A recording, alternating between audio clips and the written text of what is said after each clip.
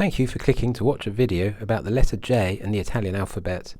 You certainly wouldn't call it clickbait, unless, like me, you've always wondered why Juventus is spelt with the letter J when there is no J in the Italian alphabet.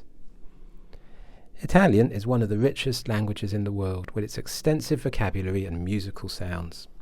However, some things are missing in Italian when compared to English, and that is some letters. The Italian alphabet only has 21 letters, with J, K, W, X and Y all missing from the standard version. That's why you'll find names like Joseph and Julia spelled Giuseppe and Julia beginning with a G rather than a J. But confusingly, Juventus starts with the letter J. The Italian alphabet doesn't include the letter J, as that letter was comparatively recently added to the Latin alphabet by Gian Giorgio Trissino in 1524, and it never made its way into the standard Italian alphabet, although it did become part of the English alphabet. The letter J was added to the Latin alphabet, so that the letter I would only be used as a vowel and the J would be used for consonants. Trissino gave the letter J a soft J sound, as in jam, but nobody really knew how classical Latin was pronounced. The letter J is used in some Italian dialects, which is why it appears in some words and names. The classic Neapolitan expression, "Ja me bella," or "come on, beautiful," is just one example.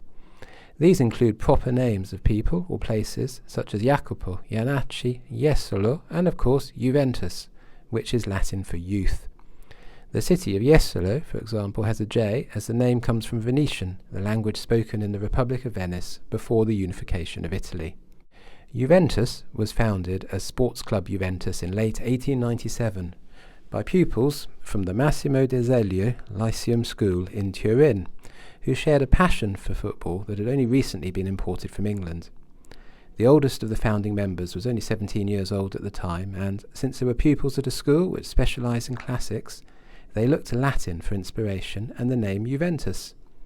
It's one of those ironies that Juventus's nickname is La Signora, or the old lady, rather than anything to do with youth, but that's another story. Until the Second World War, the letters I and J were still considered variants of the same letter, so that Italian dictionaries and encyclopedias would have a single section for words beginning with I and J. This meant, for example, the word jersey with a J preceded the word iodine with an I in an Italian dictionary, and it's only from the 1950s, with the influx of English words into the Italian language, such as jeep, jazz, judo and jeans, that the compilers of dictionaries began to add a separate section for the letter J. So in many ways, the letter J epitomizes the mixed origins of the Italian language, linked to Latin, tweaked in the Renaissance, and then caught up in the tensions of unification and the spread of standard Italian across the new Italy. J is not the only missing letter, so please spare a thought for foreigners with names which include many of them, like mine, which not only has the letters H and W, but also the TH sound, th, which is unknown to Italian. Little wonder that once when booking a table at a restaurant in Italy, I looked down to see what had been written, and they'd written straniero, or foreigner, in their book. Well, I hope you enjoyed this short video about the letter J. I won't be doing any other letters, but if you'd like to know more about all things Italian, please feel free to like and subscribe, and there will be another video along shortly.